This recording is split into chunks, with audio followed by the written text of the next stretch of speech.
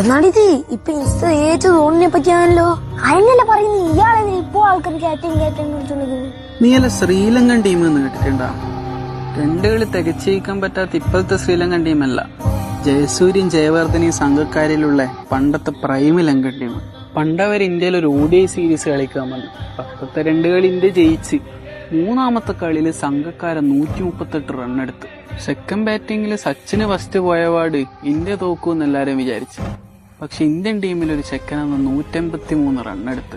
India ജയിച്ചത് 46ാമത്തെ ഓവറിൽ 6 wicket ബാക്കിയുള്ളതാണ്. സംഭവിച്ചെന്നതൊന്നും BCCIക്കാർക്ക് മനസ്സിലായിട്ടില്ല. പക്ഷെ ദ്രാവിഡിനും സച്ചിനും മനസ്സിലായി. 2007 ODI വേൾഡ് കപ്പ് തോറ്റിട്ട് വന്ന ദ്രാവിഡ് ഒരു നീളമുടിയുള്ള 24 വയസ്സുകാരൻ ചെക്കന BCCIന്റെ മുമ്പ് കൊണ്ടു നിർത്തി. ഇനി ഇന്ത്യ എവിടെ കളിക്കാൻ പോകുമ്പോൾ ക്യാപ്റ്റനായിട്ട് നീയും കൂടെ ഉണ്ടാവണമെന്ന് പറഞ്ഞിട്ട് 2007 T20 വേൾഡ് കപ്പ് കളിക്കാൻ വേണ്ടിയിട്ട് കുറച്ച് ചെറിയ പിള്ളേരെ ഈ ചെക്കനെയും കൂടി പറഞ്ഞേച്ച് സച്ചിനും ദ്രാവിഡും. അന്നത്തെ ആ ചെക്കന്റെ പേരാണ് മഹേന്ദ്ര സിംഗ് ധോനി. ആ വേൾഡ് കപ്പിൽ പാകിസ്ഥാനെ തോപ്പിച്ച് കപ്പും കൊണ്ട് വന്നേരം ക്യാപ്റ്റൻ കോളെന്നൊരു വിളിപ്പേരും കിട്ടി. എന്നിട്ട് ലാസ്റ്റ് ടീമിന്റെ ക്യാപ്റ്റൻ സ്ഥാനത്തുനിന്ന് മാറുമ്പോഴേക്കില്ലേ ഇന്ത്യക്ക് ICCന്റെ എല്ലാ മേജർ ട്രോഫി ഇയാൾ എടുത്തു കൊടുത്തു. അതുകൊണ്ടാണ് ഇയാൾ ഇപ്പോൾ ഇന്ത്യക്കാരെ ക്യാപ്റ്റൻ എന്ന് വിളിക്കുന്നത്. മനസ്സിലായ?